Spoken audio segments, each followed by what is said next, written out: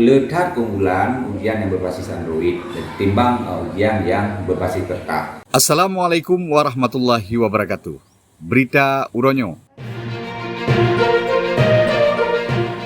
Menan leh pri Uroraya, Sribaya Sikurer tuh 60 pedro anak mit sikula gelah 6 SD, lam Kabupaten Pidijaya langsung kagi ikut ujian kelulusan atau gesingkat ngan UKA.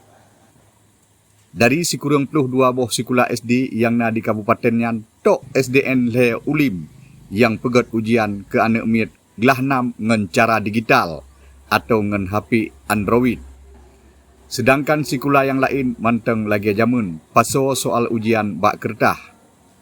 Kepala SDN Le Ulim Muklis nibak berita bahasa Aceh gemarit. Ujian yang gepegat bak sikula gopnyan nakeh ujian yang berbasis Android. Gepegah ligopnyan jaitat kelebihan ujian berbasis Android tak banding dengan ujian paso bak kertah lagi jamun.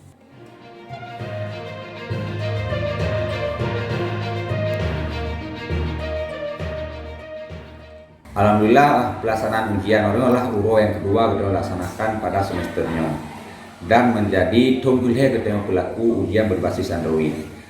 Letak keunggulan ujian yang berbasis Android ketimbang ujian yang berbasis kertas. Di samping menghematkan anggaran negara, ujian Androidnya dapat meningkatkan motivasi anak, menyenangkan dan menghilangkan stres anak.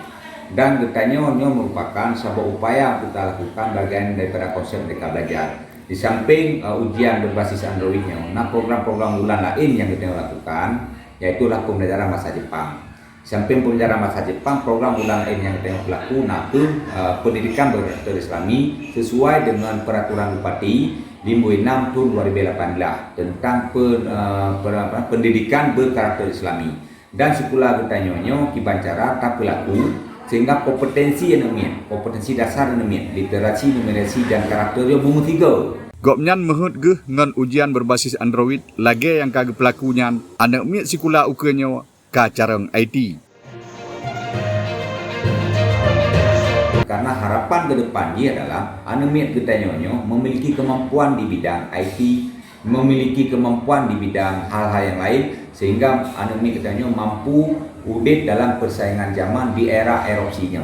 Karena lungkaran kita pahami bersama bahwa era erupsinya hanya terlepas daripada kemampuan informasi dan teknologi.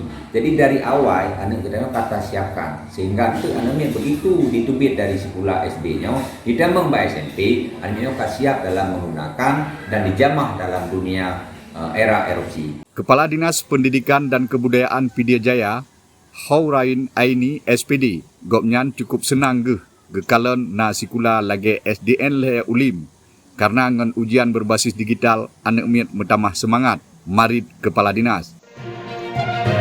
Alhamdulillah kebetulan kamarnya pantau ujian di SD Le Ulim. Ini sambutannya pun alhamdulillah ramah, baik.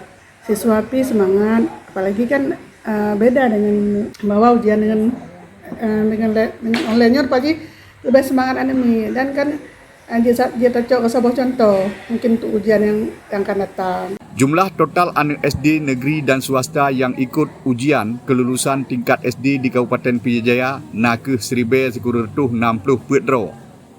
Ujian yang kage pelaku pun nibak uro selanyan sampo uronyo ka menjalan dengan cukup jero.